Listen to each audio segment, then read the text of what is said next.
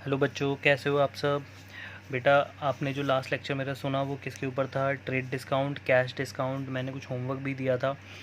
ठीक है बच्चे, किया है, कुछ बच्चों ने सेंड भी किया है होमवर्क। आप एक काम करो, अब ना होमवर्क आप सेंड मत किया करो, मैं आपको सॉल्यूशंस सेंड करूँगा, आप उससे मैच कर लिया करो। ठीक है, मैच करने के बाद अगर आपने कोई भी एंट्री गलत की है, ठीक है, वो आपने अपने लॉजिक से की होगी। ठीक है, तो वो जो लॉजिक आपने लगाया होगा फिर वो आप मेरे से पूछोगे कि सर हमने इस एंट्री को इस तरीके से किया, बट आपने जो सोल्यूशन भेजा है उसमें इस तरीके से है, क्यों?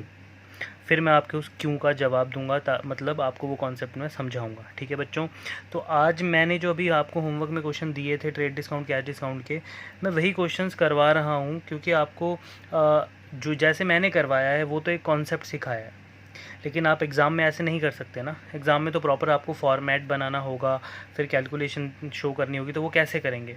तो वही चीज़ आज मैं सिखाऊंगा कि फॉर्मेट के अंदर जर्नल कैसे, जो ट्रेड डिस्काउंट कैश डिस्काउंट हमने पढ़ा है उसको कैसे शो करना है, क्योंकि वही सबसे इंपॉर्टेंट है। तो जैसे आज मैं सिखाऊंगा सेम वही फॉर्मेट, वही तरीका आपको अपनाना है। ठीक है, अपनी तरफ से कुछ अलग दिमाग मत लगाना। ठीक है, क्योंकि जो मैं समझा रहा हूँ वो बुक्स में है, वही पढ़ाया जाता है। ठीक है, वही एकदम सही है। क्लियर है बेटा? चलिए बेटा देखिए, क्वेश्चन कह रहा है कि journalize the following transaction in the books of messrs R K and company. ये मेसर्स होता है, ये बताऊंगा इसको मेसर्स क्यों बोलते हैं। कह रहे purchase goods of list price of 20,000 from Vishal at 20% trade discount against cheque payment. हमने किससे गुड्स परचेज़ किया है? विशाल से। कितना ट्रेड डिस्काउंट हमें मिल रहा है? 20% ट्रेड डिस्काउंट मिल रहा है। अब ज़रूरी नहीं है कि आपको वर्किंग नोट्स जो मैं कैलकुलेशन करवा रहा था कि आपको वो करनी ही करनी है। ठीक है, आप उसको रफ़ वर्क में भी कर सकते हो कैलकुलेशन को, वही जो हम ट्रेड डिस्काउंट माइनस कर रहे थे सेल्स, आप वो रफ़ वर्क में भी कर सकते हो। लेकिन अगर आपके टीचर्स ने ये बोला है कि नहीं मेरे को वो कैलकुलेशन शो करनी ही करनी है, आपको वो कैलकुलेशन शो करनी ही करनी है, तो उसे वर्किंग नोट्स में करते हैं। सर ये वर्किंग नोट्स क्या होता है?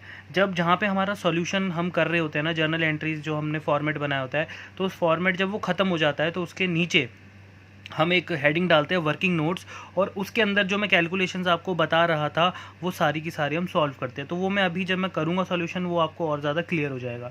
तो पहली एंट्री हम करते हैं, लेकिन पहली एंट्री में वर्किंग नोट्स दिखाने की कोई ज़रूरत नहीं है। ये बहुत छोटा सा पॉइंट है सिर्फ ट्रेड डिस्काउंट का, तो इसमें हम बिना वर्किंग नोट के ही एंट्री पास कर लेते हैं। तो एंट्री क्या हो जाएगी?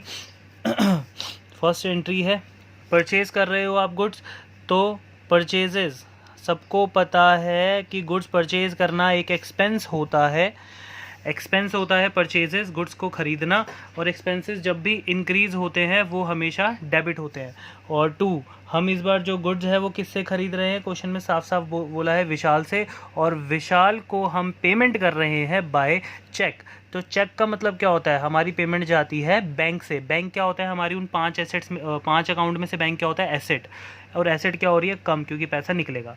अब 20,000 रुपये का गुड्स था जिस पे 20% ट्रेड डिस्काउंट था, तो 20,000 रुपये का जब आप 20% निकालोगे तो वो आएगा ₹4,000, है ना। तो ट्रेड डिस्काउंट तो हम बुक्स में शो करते नहीं है, तो हम क्या करेंगे? ट्रेड डिस्काउंट को हम माइनस कर देंगे। तो 20,000 में से आप 4,000 माइनस करोगे तो आपका कितना आएगा? ₹16,000। सर आपने तो कैलकुलेशन शो नहीं की। नहीं, आप नहीं करोगे कैलकुलेशन शो तो चलेगा। मैं फिर कह रहा हूँ कि मैंने जो आपको वो कैलकुलेशन सिखाई थी वो आप अपनी समझ से वर्किंग नोट्स में करोगे। अगर टीचर बोलेगी नहीं तो आप रफ़ में भी कर सकते हो, कोई प्रॉब्लम नहीं है। तो उसके बाद हम क्या लिखते हैं? बीइंग लिखते हैं। तो being goods purchased by cheque. तो इसमें ज़्यादा वो लिखने की ज़रूरत नहीं है कि आप सोचो यार बहुत बड़े बड़े बीइंग लिखने हैं, नहीं, बस इतना सा लिखो, being goods purchased by cheque. ठीक है, उसके बाद हम क्या करते हैं? पेंसिल से इसको अंडरलाइन कर देते हैं। फिर अपनी नेक्स्ट एंट्री पढ़ते हैं। तो देखो नेक्स्ट एंट्री में क्या कह रहा है? Purchase goods list price 20,000 from Naman at 15% trade discount against cash. अब इसमें भी ज़्यादा बड़ी कैलकुलेशन नहीं है, सिर्फ ट्रेड डिस्काउंट की बात कर रहा है। तो 15% ट्रेड डिस्काउंट है और पेमेंट जो है हम कैश में दे रहे हैं नमन को। तो 20,000 का 15% कितना होता है बच्चों? कितना होता है बताओ? 3,000 रुपये, है ना। 20,000 का 15% कितना होता है? 3,000 रुपीज़। तो यहाँ पे भी एंट्री सेम आप करेंगे। क्या करेंगे, परचेजेस, गुड्स खरीद रहे हो, लॉस हो रहा है, परचेजेस अकाउंट डेबिट कर दीजिए, है ना। तो कितना आएगा, 20,000 माइनस 3,000 ट्रेड डिस्काउंट, तो 17,000 टू कैश। इस बार जो हमने पेमेंट की है गुड्स खरीदते वक्त वो कैश में की है नमन को, और यहाँ पे क्या आएगा, ₹17,000। यहाँ पे आप क्या लिखेंगे, being goods purchased in cash, बस इससे ज़्यादा कुछ नहीं लिखना। उसके बाद क्या करेंगे, इसको क्लोज पेंसिल से। अगर आप पेंसिल से का फॉर्मेट बना रहे हो तो पेंसिल ही आगे फॉलो करना। थर्ड पॉइंट में देखो क्या कह रहा है, purchase goods of list price 30,000 from Amrit 20% trade discount. अब इस पॉइंट में अगर आप ध्यान दो, हम गुड्स परचेज कर रहे हैं अमृत से और वो हमें 20% जो वो ट्रेड डिस्काउंट दे रहा है। क्या यहाँ पे लिखा है कि हम अमृत को पेमेंट कर रहे हैं? नहीं ना। और नाम दे रखा है, अगर किसी भी जर्नल में नाम आ जाए तो हम क्या बोलते हैं, वो ट्रांजैक्शन हमारे लिए हो जाती है क्रेडिट ट्रांजैक्शन, यानी उधार की ट्रांजैक्शन। तो हम अमृत से जो गुड्स परचेज कर रहे हैं वो उधार कर रहे हैं। तो मैंने आपको जब ट्रेड डिस्काउंट और कैश डिस्काउंट का कॉन्सेप्ट स्टार्ट किया था तब मैंने आपको उसमें डिफरेंस पढ़ाए थे। तो डिफरेंस में मैंने साफ साफ बोला था कि ट्रेड डिस्काउंट जो है वो कैश और क्रेडिट दोनों पे ही अवेलेबल होता है। चाहे आप कैश में पेमेंट करो तो भी ट्रेड डिस्काउंट मिलेगा, अगर आप उधार लेते हो तो भी ट्रेड डिस्काउंट मिलेगा, लेकिन कैश डिस्काउंट सिर्फ कैश पे मिलता है। तो यहाँ पे अगर आप उधार गुड्स खरीद रहे हो तो भी 20% ट्रेड डिस्काउंट मिलेगा। तो 30,000 का हम क्या निकालेंगे, 20%। तो 30,000 का 20% कितना हुआ, 6,000 रुपीज़। तो 30,000 में से 6,000 रुपये तो हमें क्या मिल रहा है, ट्रेड डिस्काउंट। तो एंट्री क्या हो जाएगी बच्चों, एंट्री हो जाएगी हमारी वही सेम, परचेजेस अकाउंट को कर दीजिए डेबिट, है ना। तो कितना, 24,000 से, क्योंकि कितना माइनस कर दिया हमने ट्रेड डिस्काउंट, 6,000 रुपीज़, है ना, 6,000 रुपीज़। और यहाँ पे क्या आएगा, टू अमृत अकाउंट 24,000 रुपीज़।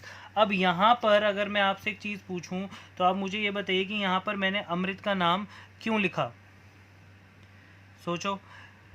क्योंकि हम कुछ बच्चे कहेंगे सर हमने अमृत से उधार लिया इसलिए हमने उसे क्रेडिट किया। मैं ये पूछ रहा हूँ कि अमृत को क्रेडिट करने का रूल क्या है। रूल जब भी मैं पूछूँ, रूल मतलब वो 5 अकाउंट्स, अमृत उन 5 अकाउंट्स में से किस में आता है। अमृत से आप क्या ले रहे हो, उधार, उधार उन 5 में किस में आता है, लायबिलिटी। और जब भी हमारी लायबिलिटी इंक्रीज होती है वो हमेशा क्या होती है, क्रेडिट। तो अमृत हमारा एक क्रेडिटर है जिससे हम गुड्स उधार ले रहे हैं, और अमृत जो है वो इंक्रीज हो रहा है, यानी क्रेडिटर हमारे बढ़ रहे हैं, लायबिलिटी बढ़ रही है, हमने कर दिया क्रेडिट। तो यहाँ पे आप क्या लिखेंगे, बीइंग गुड्स परचेज्ड फ्रॉम अमृत, तो इसे कर दीजिए अंडरलाइन, ठीक है। अब बच्चों प्लीज़ अपनी राइटिंग पे ध्यान दो, अपना नीट एंड क्लीन वर्क मुझे सेंड किया करो। बहुत बच्चे मैंने देखे हैं यहाँ पे कटिंग करते हैं। अकाउंट्स में मैंने अभी तक आपको लिमिटेशन नहीं पढ़ाई हैं। लिमिटेशन अकाउंट्स में सबसे लास्ट की एक लिमिटेशन है, that is manipulation of accounts. तो मैनिपुलेशन ऑफ अकाउंट्स का मतलब मैं बता देता हूँ कि ये क्या लिमिटेशन है। इसका मतलब ये होता है कि अकाउंट्स में कभी भी कोई कटिंग अलाउड नहीं होती है। अगर आप रियल लाइफ में अकाउंट्स कर रहे हो तो अगर आप अकाउंट्स के अंदर कोई कटिंग या फिर कोई भी पेन चला रहे हो, डबल पेन चला रहे हो, अलाउड नहीं होता। उसको बोलते हैं मैनिपुलेट करना, कि भैया 24,000 के अमाउंट पे 10 बार पेन चला रखा है और उसे 29,000 कर रखा है। तो अकाउंट्स में तो चीज़ें गलत हो जाती है ना बेटा। वो ये अमाउंट, ये पैसों में बात कर रहे हो आप, तो पैसों की चीज़ों में हम कटिंग अलाउड नहीं होती। तो ध्यान दें, एग्जाम में भी अगर आप कटिंग वगैरह करते हो, जैसे यहाँ पे मैं अगर गलती से अमृत की जगह अमन लिख देता, फिर इसको यूँ काटता, फिर नीचे लिखता, तो हो सकता है टीचर आपके मार्क्स काट ले।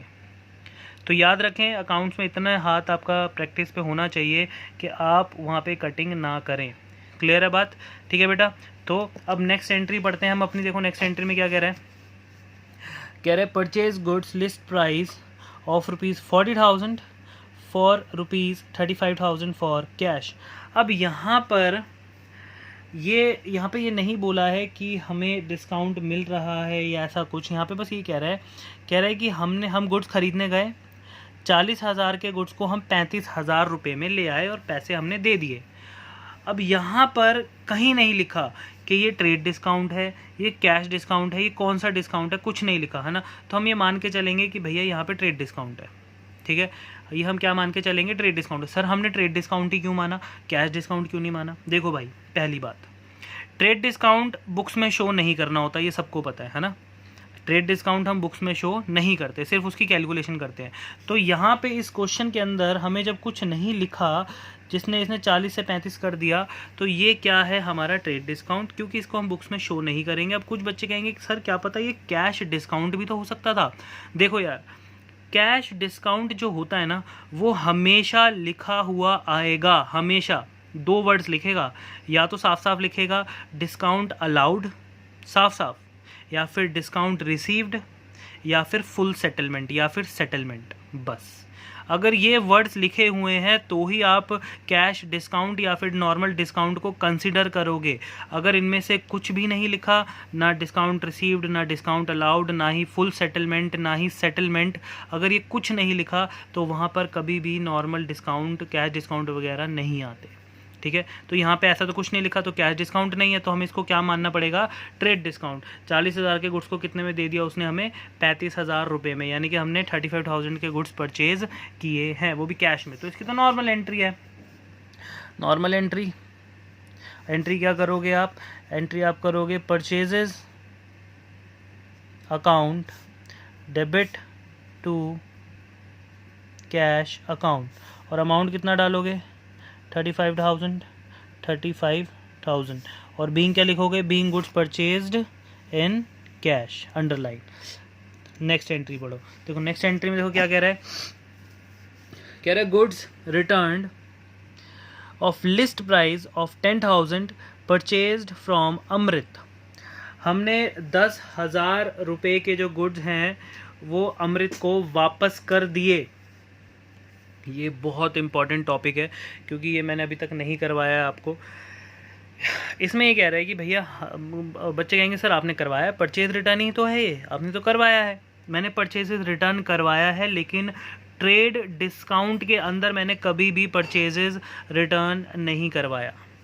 ठीक है, तो हमेशा एक बात याद रखना, अगर आपने ये जो अमृत है, अगर आपने इससे गुड्स खरीदे थे, देखो अगर आप इसको गुड्स वापस कर रहे हो, ये देखो ये वाला पॉइंट पढ़ो, purchase goods of list price Amrit से आप गुड्स खरीद रहे हो, तभी आप उसको रिटर्न भी कर रहे हो। अब इसमें फ़र्क क्या है, जो मैंने पहले परचेज रिटर्न पढ़ाया और इसमें बस इतना सा फ़र्क है कि भैया ये जो आप गुड्स परचेज कर रहे हो वो किस पे कर रहे हो, ट्रेड डिस्काउंट पे। याद रखना, अगर आपने कोई भी गुड्स ट्रेड डिस्काउंट पे ख़रीदा है या बेचा है, तो जब आप उसको रिटर्न करोगे, रिटर्न करोगे, तब भी उस पर उतना ही ट्रेड डिस्काउंट लेस करोगे। क्या करोगे, तब भी उतना ही ट्रेड डिस्काउंट माइनस करोगे। तो जैसे कि फिफ्थ में कह रहा है कि goods return of list price 10,000, यहाँ पे भी कौन सा था, लिस्ट प्राइस। अब यहाँ पर भी कौन सा है, लिस्ट प्राइस, यानी कि इसमें ट्रेड डिस्काउंट अभी तक माइनस नहीं किया गया। यानी कि अमृत को जो हम गुड्स रिटर्न कर रहे हैं उसका लिस्ट प्राइस था 10,000, यानी कि अभी अमृत को जो गुड्स वापस किया जा रहा है, हमने अभी तक उसमें से ट्रेड डिस्काउंट माइनस नहीं किया। लेकिन जब अमृत से हम खरीद रहे थे तो अमृत ने हमें 20% ट्रेड डिस्काउंट माइनस करके दिया था। तो जब हम भी उसको वापस करेंगे तो कितना माइनस करके करेंगे, 20% ट्रेड डिस्काउंट, क्योंकि यहाँ क्या गिवन है, लिस्ट प्राइस। तो 10,000 का 20% कितना हुआ, 10,000 का 20% होता है 2,000 रुपीज़। अब कुछ बच्चे यहाँ कन्फ्यूजन में, सर यहाँ पे ऑलरेडी माइनस नहीं होगा वो, क्योंकि जब हमने ख़रीदा था तो माइनस करके ही तो ख़रीदा था, तो हमारे पास जो गुड्स होगा वो माइनस करके ही तो होना चाहिए। आप बिल्कुल सही हो, बट हमें ट्रांजैक्शन में क्या दे रखा है, लिस्ट प्राइस के अंदर कभी भी ट्रेड डिस्काउंट माइनस नहीं होता, हमें करना पड़ता है। ठीक है, ये आप रियल लाइफ में नहीं पढ़ रहे हो, आप ये थ्योरेटिकल लाइफ में पढ़ रहे हो, बुक्स में पढ़ रहे हो। तो इसमें मैंने क्या कहा था आपको, कुछ चीज़ें आपको गिवन होंगी कि भैया ऐसा ही होता है, लिस्ट प्राइस आपको दे रखा है, आपको ट्रेड डिस्काउंट माइनस करना ही पड़ेगा। ठीक है, लेकिन ये ये ट्रेड डिस्काउंट आप कब माइनस करोगे, जब खरीदते वक्त आपने ट्रेड डिस्काउंट लिया हो तब। अगर ट्रेड डिस्काउंट यहाँ पर नहीं होता इस एंट्री में, तो ट्रेड डिस्काउंट यहाँ पर भी माइनस नहीं होता, ये याद रखना। ठीक है, क्लियर है बात। और मैंने एक चीज़ और बताई थी कि ट्रेड डिस्काउंट हमेशा माइनस होता है, चाहे सेल्स हो, परचेज हो, चाहे परचेज रिटर्न हो, सेल्स रिटर्न हो, ट्रेड डिस्काउंट हमेशा क्या होगा, लेस। तो 10,000 का 20% कितना हुआ, 2,000 रुपीज़। अब इसकी एंट्री करते हैं परचेजेज रिटर्न की। परचेजेस की एंट्री क्या थी, अमृत, परचेजेस टू अमृत। अमृत को आपने क्या बनाया था, अपना क्रेडिटर, है ना। अब आप उसका गुड्स उसको वापस कर रहे हो, तो आपका जो क्रेडिटर है अमृत, अमृत अकाउंट, ये क्या हो जाएगा, डेबिट। कितने रुपए से, 2,000 रुपये, ट्रेड डिस्काउंट माइनस करके 8,000 रुपये से आपका जो क्रेडिटर है वो कम हो जाएगा, लायबिलिटी कम हो जाएगी। 24,000 के गुड्स में से 8,000 रुपये के जो गुड्स हैं वो आप लौटा रहे हो। तो पहले वो क्रेडिटर कितने से था, 24,000 से था। अब आपने उसको 8,000 के गुड्स वापस कर दिए, तो 8,000 रुपये से वो हमारी लायबिलिटी भी कम हो गई। 8,000 रुपये हम कम देंगे अब उसको।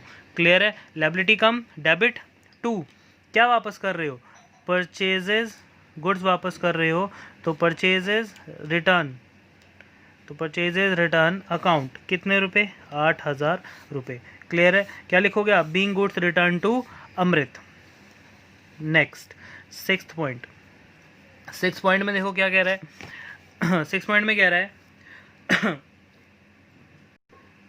sold goods to Parul of list price 40,000 at 10% trade discount against check payment।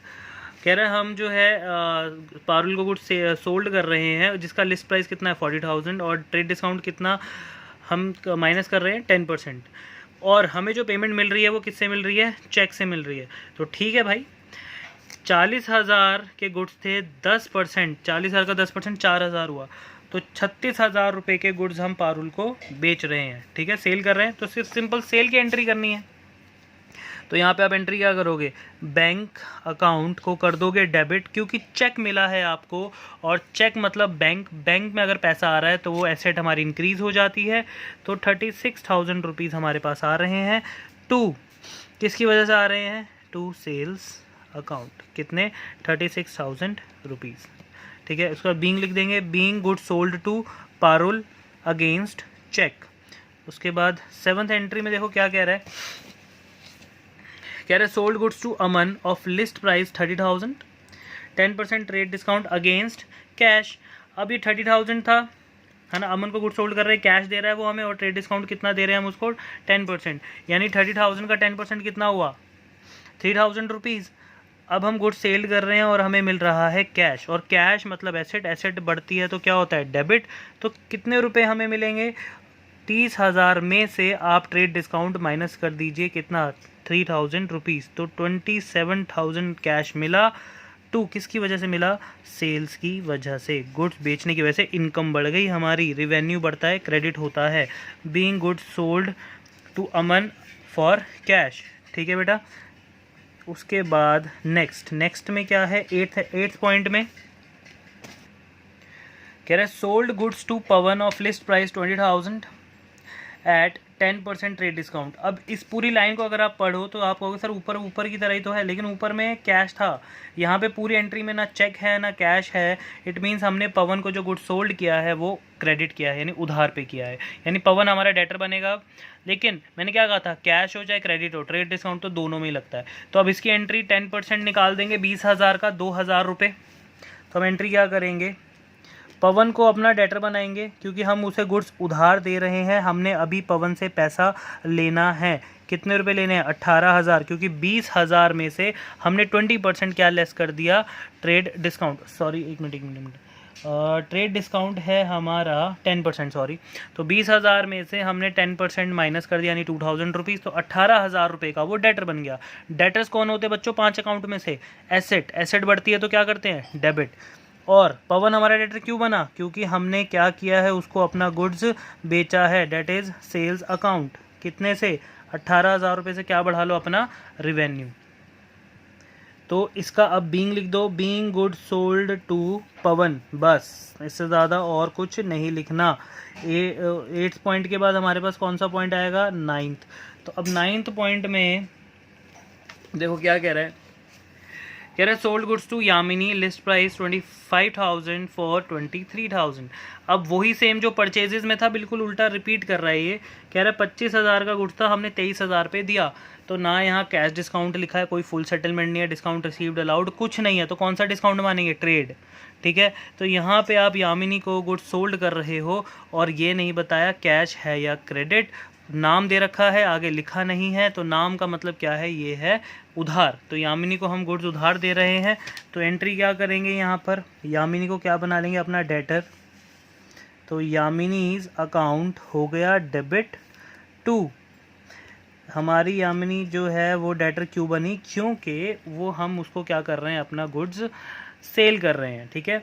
तो डेटर कितने से इंक्रीज होगा, 23,000 से, क्योंकि क्वेश्चन में खुद ही ट्रेड डिस्काउंट माइनस करके दे रखा है, और यहाँ पे भी 23,000 rupees, being goods sold to Yamini. Clear है। नेक्स्ट बेटा 10th पॉइंट में देखो क्या रहा है, sold goods costing 10,000 at cost plus 20% less 10% trade discount to Bhupesh. अब यहाँ पे इन्होंने लिखा है एट कॉस्ट प्लस 20%। यहाँ पे कुछ बच्चे कंफ्यूज होते हैं, सर ये प्लस 20% क्या है। बेटा कॉस्ट का मतलब क्या होता है, कीमत। आप जो गुड्स मार्केट में बेचने जाते हो, सबसे पहले आप उस गुड्स के ऊपर कुछ खर्चा करते हो, है ना। आप अगर कोई प्रोडक्ट बना रहे हो, जैसे कंपनी किसी पेन को बेच रही है, जैसे पेन है, अगर कंपनी इस पेन को बेच रही है, तो कंपनी अगर मार्केट में इस पेन को 10 रुपये का बेचेगी, तो पहले इसके ऊपर 7 रुपये खर्च भी करेगी भाई, लेबर, फिर ये जो इसका रॉ मटेरियल आएगा, इंक वगैरह, है ना, यही होगा ना। तो डेट इज़ कॉल्ड कॉस्ट। तो पहले 7 रुपये खर्च किया जाएगा, है ना, यानी कॉस्ट इसकी कंपनी को पड़ी 7 रुपये। अब कंपनी कॉस्ट पर तो गुड्स कभी बेचती नहीं, वो बेचती है कॉस्ट प्लस पर। कॉस्ट प्लस का मतलब होता है प्रॉफिट, कॉस्ट प्लस का मतलब क्या होता है, प्रॉफिट। तो यहाँ पर भी यही कहा है, कह रहे हैं कि हम जो गुड्स मार्केट में बेचने जा रहे थे 10,000 रुपये के, जो उनकी कॉस्ट थी, लेकिन हम उसको बेचने जा रहे थे प्लस 20% पे। प्लस 20% मतलब प्रॉफिट, 20% प्रॉफिट पे। फिर उसके बाद हम क्या देते हैं उसके ऊपर, 10% ट्रेड डिस्काउंट टू भूपेश। अब यहाँ पर कहीं नहीं लिखा कि भूपेश को जो हम गुड्स बेच रहे हैं वो कैश है या क्रेडिट, तो हम क्रेडिट मान लेंगे क्योंकि नाम आ गया, है ना।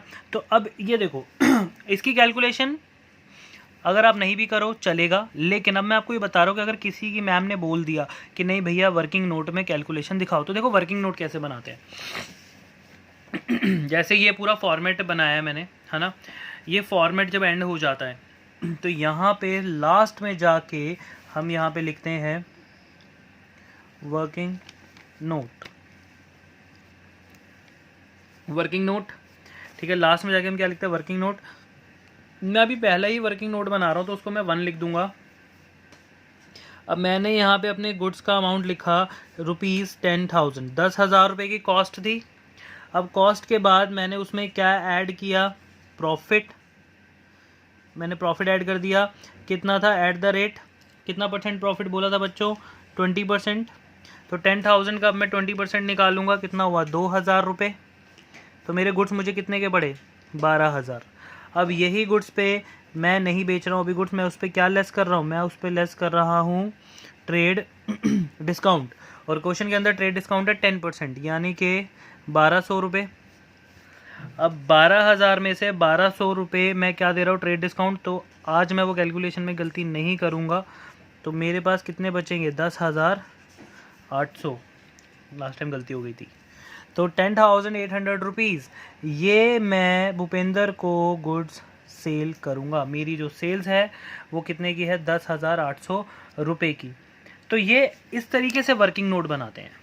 ये आप क्वेश्चन के एंड में बना सकते हो, सर हमें कैसे पता चलेगा कि हमें कितना स्पेस छोड़ना है। क्या पता आपने जो यहाँ पे इतना स्पेस छोड़ दिया और आप ऊपर जो एंट्रीज़ करो इस फॉर्मेट में एंट्रीज़ करो वो नीचे तक आ जाए, है ना। बेटा सुनो, देखो यार, पहली बात तो मुझे नहीं लगता कि कोई टीचर ये वर्किंग नोट मांगे, लेकिन अगर मांग भी लेता है तो आप एक काम करना, पहले इस कैलकुलेशन को, 1-2 कैलकुलेशन को, ज़्यादा सबकी कैलकुलेशंस नहीं करनी है। कैलकुलेशन किसकी करते हैं मैं बताता हूँ आपको, जिसमें प्रॉफिट हो, ट्रेड डिस्काउंट हो, कैश डिस्काउंट हो। जो सबसे बड़ी कैलकुलेशन होती है ये, प्रॉफिट भी, ट्रेड डिस्काउंट भी, कैश डिस्काउंट भी। जब ये तीनों आ जाते हैं ना, तो आप क्या करेंगे, उसका वर्किंग नोट बना लेंगे। अब वर्किंग नोट क्या करना है, पहले रफ में करो, ठीक है। रफ में किया, रफ में आपने पूरी कैलकुलेशन कर ली अपने हिसाब से। अब पूरा क्वेश्चन कर लो। जैसे ही आपका ये क्वेश्चन ख़त्म हो जाएगा, लास्ट में जितना पेज बचे, चाहे इतना बचे, चाहे पीछे पेज बचे, वहाँ पे वर्किंग नोट लिखना और वो कैलकुलेशन शो कर देना। क्लियर है, ठीक है, ठीक है ना बेटा। तो ऐसे ही करना पड़ता है। अब यहाँ पे देखो, अब मैं अगर इस एंट्री को रिकॉर्ड करूँ भूपिंदर वाली को, तो एंट्री क्या है, ये है मेरी 10th एंट्री। तो यहाँ पे मैं सेल कर रहा हूँ किसको, नाम है उसका भूपेश, सॉरी, तो भूपेश अकाउंट डेबिट भैया, क्योंकि मेरा ये डेटर है, मैं उधार गुड्स बेच रहा हूँ कितने से, 10,800 टू सेल्स अकाउंट। कितने की सेल कर रहा हूँ मैं, 10,800। अब यहाँ पे बीइंग देखो, being goods sold to Bhupesh, working note 1, being good sold to Bhupesh. और मैंने देखो क्या लिखा, वर्किंग नोट 1। जब टीचर इस चीज़ को देखेगा आपके बीइंग को, या नहीं भी देखे तो टीचर नीचे वर्किंग नोट देख लेगा, और वर्किंग नोट देखने के बाद वो ज़रूर आपके ऊपर एंट्री पढ़ेंगे कि कौन से उसने पॉइंट में वर्किंग नोट किया है। ठीक है, तो ये इसमें आप W1 लिख सकते हो, लेकिन कुछ टीचर्स होते हैं जो बड़े स्ट्रिक्ट होते हैं, वो कहते हैं नहीं W1 नहीं लिखना, आपने वर्किंग नोट ही लिखना है। ठीक है, तो आप उनके हिसाब से फिर इसको शॉर्ट फॉर्म में यूज़ नहीं कर सकते, आपको पूरा वर्किंग नोट लिखना पड़ेगा। तो मैंने क्या लिखा, वर्किंग नोट नंबर 1। ये जो पूरी कैलकुलेशन है, अब आपको समझाने की ज़रूरत नहीं है, ये वर्किंग नोट टीचर नीचे देख लेगा, अपने आप समझ जाएगा। ठीक है, अब देखो नेक्स्ट एंट्री थी हमारी 11th एंट्री में वो क्या कह रहा है sold goods purchased at list price of rupees 50,000 less 15% trade discount, sold at a profit of 25% less 10% trade discount। wait a minute, 11th entry में क्या है, sold goods purchased as list price 50,000 less 15% trade discount, sold at a profit of 25% less 10% trade discount against check। बहुत ध्यान से समझना, कह रहा है सोल्ड गुड्स परचेज्ड, कह रहा है हमने जो गुड्स खरीदा था हम उसको बेच रहे हैं।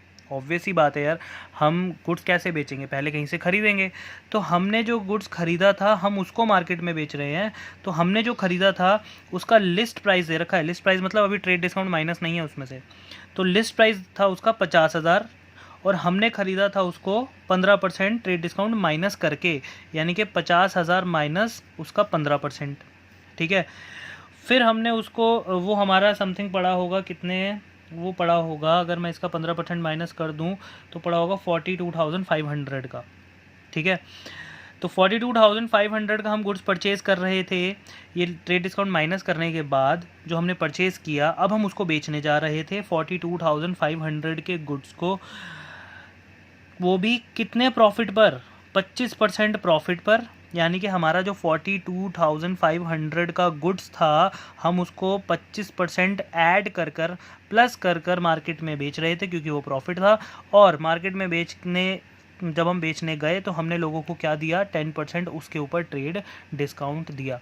यानी कि सिंपल सी एक कहानी है, मैं एक दुकानदार हूँ, मैंने पहले किसी से गुड्स खरीदा ट्रेड डिस्काउंट पर, फिर मैं उसको अपनी शॉप पर लेकर आया, फिर मैंने उसमें अपना प्रॉफिट ऐड किया, और फिर जब मैंने कस्टमर को डिलीवर किया मतलब बेचा, तो उसमें मैंने ट्रेड डिस्काउंट माइनस कर दिया। ये कहानी है, और यही रियल लाइफ में होता भी है। तो इसको हम वर्किंग नोट में और ज़्यादा अच्छे से समझते हैं। देखो, तो ये वर्किंग नोट 2 है। जैसे यहाँ पे जब पहले मैं परचेज़ करने गया, ये परचेज़ वाली कहानी बता रहा हूँ, परचेज़ गुड्स जो मैंने परचेज़ किया, तो उसका मुझे लिस्ट प्राइस दिया 50,000, जिसमें से मैंने क्या किया, उसमें से मैंने लेस किया अपना ट्रेड डिस्काउंट। ये TD मतलब यहाँ पे ट्रेड डिस्काउंट है। तो 50,000 का 15% कितना हुआ, 7,500। ठीक है, तो मेरे को जो टोटल परचेज़ पड़ी वो कितने की पड़ी, 42,500 की। ये मैंने पेमेंट देकर गुड्स खरीद लिया। अब हुआ क्या, मैं इन्हीं गुड्स को क्या कर रहा हूँ, सेल कर रहा हूँ, है ना। मैं क्या कर रहा हूँ, अपनी सेल। तो सेल्स में क्या हुआ, मेरे पास जो गुड्स है वो है कितने का, 42,500 का, जिसमें मैं ऐड करूँगा क्या, अपना प्रॉफिट। और मेरा जो प्रॉफिट है वो कितना परसेंट बोल रहा है क्वेश्चन के अंदर, वो बोल रहा है 25% प्रॉफिट। तो 25% प्रॉफिट मैं यहाँ लिख लेता हूँ @25%। तो 25% प्रॉफिट मैं ऐड करूँगा किसमें, 42,500 में। तो इसका मैं क्या निकालूंगा अभी, 25%। तो बेटा देखो, यहाँ पर मैंने पूरा ये कैलकुलेशन पहले से ही कर लिया है। तो हम यहाँ पर थे, प्रॉफिट मैंने निकाला 10,625, मैंने प्रॉफिट ऐड कर दिया अपनी सेल में, तो सेल्स कितनी है मेरी 53,125। ठीक है, ये मैंने अभी भी नहीं बेचा है, मैंने इसके अंदर क्या किया, फिर उसको ट्रेड डिस्काउंट दिया 10%। ठीक है, तो जब मैंने 53,000 कितना है ये 53,125 का जब मैंने 10% निकाला, तो अमाउंट देखना कितना है। मैं आपको एक चीज़ समझा रहा हूँ आज। अमाउंट जो है वो आया 10% निकाल के, वो आया 5312.5। ये 53,125 का 10% आया पॉइंट्स में। अब अकाउंट्स में होता क्या है, राउंड ऑफ कर देते हैं हम, एक चीज़ बोलते हैं राउंड ऑफ करना। ठीक है, अप्रॉक्स में नहीं लिखते हैं हम, राउंड ऑफ कर देते हैं। तो इसको राउंड ऑफ कैसे करना है, बहुत ध्यान से सुनना। देखो, पॉइंट 50 है ये, 0.50 या उससे ज़्यादा, 0.50 या उससे ज़्यादा, मतलब उससे ज़्यादा का मतलब क्या हुआ, 51, 52, 60, 75, 80 पॉइंट के बाद अगर 50 या उससे ज़्यादा आ जाए, तो ये जो डेसिमल से पहले जो ये नंबर होता है ना, इसको हम एक आगे बढ़ा देते हैं। एक आगे का मतलब 5312 पर है ना, ये 12, तो हम कर देते हैं 13। ठीक है बेटा, तो यहाँ 12 है, यहाँ पे क्या है लास्ट में 12, तो अगर 0.50 है तो आप एक डिजिट आगे चले जाएंगे, मतलब 12 की जगह कितना लिखेंगे 13। ऐसा कब करना है आपने, जब 0.50 या 50 से ज़्यादा आ जाए, 51, 52, 53, 54 ऐसे करके, तो हम एक नंबर आगे चले जाते हैं।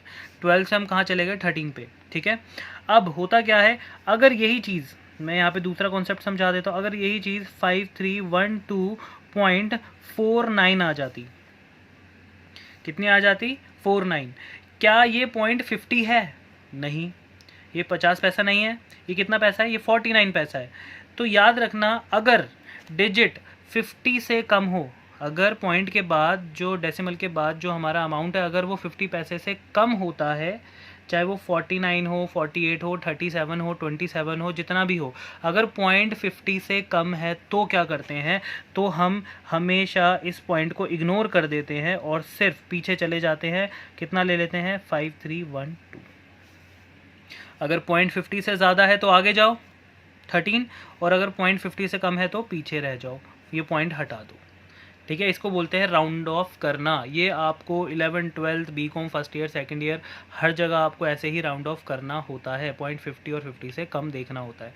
तो मैंने जो यहाँ पर अमाउंट निकाला था नीचे, वो आया था 5312.5, तो 0.5 मतलब 50 तक पहुँच गया, तो मैं एक नंबर आगे चला गया। ठीक है, क्लियर है। तो अब मैंने उसमें से जब ट्रेड डिस्काउंट माइनस किया, तो अब जो मैं सेल कर रहा हूँ, जो मैं गुड्स बेच रहा हूँ, वो कितने में बेच रहा हूँ, वो बेच रहा हूँ 47,812 रुपीज़। और जो मैंने अभी आपको बताया वो कहीं भी गलत नहीं है, आपके टीचर इसको गलत नहीं कर सकते क्योंकि ये कॉन्सेप्ट है। क्लियर है। अच्छा, इस क्वेश्चन के अंदर कहीं नहीं, ना तो जो हम क्वेश्चन पढ़ रहे थे अभी सेल वाला, ये वाला 11th, इसमें ना तो किसी पर्सन का नाम है, ना ही हमें बोला है, बस उसमें साफ साफ एंड में ये लिखा है कि हमने ये जो सारी सेल की है ये चेक के थ्रू की है, यानी कि हम जब गुड्स बेच रहे थे तो हमें क्या मिला है, चेक। अब यहाँ पे इसकी एंट्री कैसे शो करेंगे इसकी एंट्री देखो, इसकी एंट्री होगी सीधा सीधा, सेल की एंट्री करते हैं, bank account debit to sales account 47812। अब यहाँ पे बीइंग बहुत सिंपल लिखना है, being good sold against cheque, बस, इससे ज़्यादा कुछ नहीं लिखना। अब यहाँ पे कुछ बच्चों का सवाल ये पूछते हैं बच्चे मेरे से, सर आपने यहाँ पे सेल की एंट्री क्यों की, परचेज भी तो किया है आपने गुड्स, आपने यही तो बताया ना कि पहले हमने परचेज किया, फिर परचेज करने के बाद उसको सेल किया, यही एंट्री आपने, मतलब मैंने आपको बताई। देखो बेटा, इसमें ये नहीं बोला कि हमने परचेज़ किया और सेम डे सेल किया, ये नहीं लिखा ना, हमने परचेज़ किया और जिस दिन परचेज़ किया उसी दिन हमने सेल किया। अगर वो ये लाइन यूज़ करता तो इसका मतलब ये है कि भैया सेम डे फिर हम परचेज़ की एंट्री भी रिकॉर्ड करते और सेल की एंट्री भी रिकॉर्ड करते। बस इसमें ये लिखा था कि हम गुड्स खरीद चुके थे, अब नहीं बताया तो ये मान लिया जाएगा कि गुड्स थोड़े दिन पहले ख़रीदा है, ठीक है, और उसकी एंट्री हो चुकी है। ठीक है, ये मान लिया जाएगा कि गुड्स जो है वो परचेज्ड है, थोड़े दिन पहले ख़रीदा था और उसकी एंट्री हो चुकी है। अब खरीदे हुए माल को अब हम बेच रहे हैं, तो हमने जो फोकस करना है वो मेन ट्रांजैक्शन, करंट ट्रांजैक्शन पे करना है, वो करना है बेचने पर। तो खरीदा, उसकी एंट्री हो चुकी है, बस वो हमें क्वेश्चन में कंफ्यूज करने के लिए दिया था। तो परचेज की एंट्री हम नहीं करेंगे, हम किसकी करेंगे, सेल की एंट्री की। खरीदे हुए माल को हम बेच रहे हैं। हाँ, अगर ये लिखा होता है कि सेम डे हमने सेल किया, goods purchased and sold on same day, तब हम परचेजेस की भी रिकॉर्ड करते हैं और सेल की भी रिकॉर्ड करते हैं। ठीक है, बाकी इसमें अलग अलग टीचर्स अलग अलग बातें बोलते हैं। कोई टीचर कहते हैं कि रिकॉर्ड ही मत करो परचेज की, और कुछ कहते हैं करो, बट आप रिकॉर्ड कर लेना अगर सेम डे लिखा होगा तो। अदरवाइज आपने परचेज की एंट्री नहीं करनी, सिर्फ किसकी एंट्री करनी है, सेल की। और इसके अंदर मैंने पूरा का पूरा आपको कॉन्सेप्ट अच्छे से समझा दिया। ठीक है, अब पढ़ते हैं अपनी नेक्स्ट ट्रांजेक्शन, लास्ट। कह रहा है कि Aman return goods of list price of ₹10,000 sold to him at 10% trade discount. कह रहा है अमन ने क्या किया, अमन रिटर्न गुड्स, यानी कि हमारी सेल रिटर्न हो गई। अब लिस्ट प्राइस दे रखा है, लिस्ट प्राइस मतलब अभी उसमें ट्रेड डिस्काउंट माइनस नहीं किया। तो भैया ठीक है, सेल्स रिटर्न है, लेकिन सेल्स रिटर्न कैसा है, ट्रेड डिस्काउंट माइनस करके। ठीक है, तो यहाँ पे अच्छा एक चीज़ और, जब आप यहाँ बीइंग लिखें तो प्लीज़ वर्किंग नोट लास्ट में जैसे 1 लिखा है यहाँ पे 2 लिख देना। ठीक है ना, ताकि टीचर नीचे समझ ले कि भैया ये वर्किंग नोट हुआ है। तो अब देखो कितना बड़ा वर्किंग नोट है। ऐसे क्वेश्चन जब आते हैं तो वर्किंग नोट ऐसे क्वेश्चंस, ऐसी ट्रांजैक्शंस के लिए बनाए जाते हैं जिसमें 4-4, 5-5 लाइनों के वर्किंग नोट्स होते हैं। 2 लाइनों के वर्किंग नोट्स बनाने की ज़रूरत नहीं होती। चलिए अपनी मेन एंट्री पे आते हैं, 12th एंट्री पे। ये तो 11th थी, 12th। तो सेल्स रिटर्न की एंट्री क्या होती है, सेल्स क्या होती है, हमारी इनकम, और सेल्स रिटर्न का मतलब क्या होता है, इनकम का कम होना। तो सेल्स रिटर्न अकाउंट डेबिट, ये सेल्स रिटर्न, सेल्स का मतलब होता है रिवेन्यू का इंक्रीज होना, और अगर वहाँ से अगर सेल रिटर्न आ जाती है तो हमारी जो इनकम होती है वो कम हो जाती है। तो सेल्स रिटर्न टू अमन, अमन हमारा डेटर था, क्योंकि जब हमने उसे गुड्स बेचा होगा तो जाहिर सी बात है भैया, हमने उसे उधार गुड्स बेचा है, उधार बेचा होगा तो वो हमारा डेटर बना होगा। अब जब वो हमारे गुड्स वापस कर रहा है तो इनकम तो डाउन कर ही रहा है वो 9,000 रुपये, क्योंकि 10% ट्रेड डिस्काउंट माइनस कर दिया 10,000 में से। और अगर इनकम ख़त्म हो रही है तो साथ ही साथ अमन अब हमें 9,000 रुपये कम देगा हमारे टोटल सेल में से, जितने भी हमने उसको गुड्स बेचे हैं। ठीक है, तो हमारे डेटर भी क्या हो गए, कम हो गए। तो बीइंग गुड्स रिटर्न बाय अमन। क्लियर है बेटा। तो ये था हमारा क्वेश्चन, मैंने आपको सारे के सारे इसको करने के तरीके समझा दिए, कैसे करना है। अब आपको फोकस उसी पे करना है जो तरीका मैंने समझाया है। अदरवाइज़ अगर आप अपने तरीके से इधर उधर घुचड़ मुचड़ करोगे तो मार्क्स नहीं मिलेंगे, मार्क्स कट जाएंगे। क्लियर है बेटा।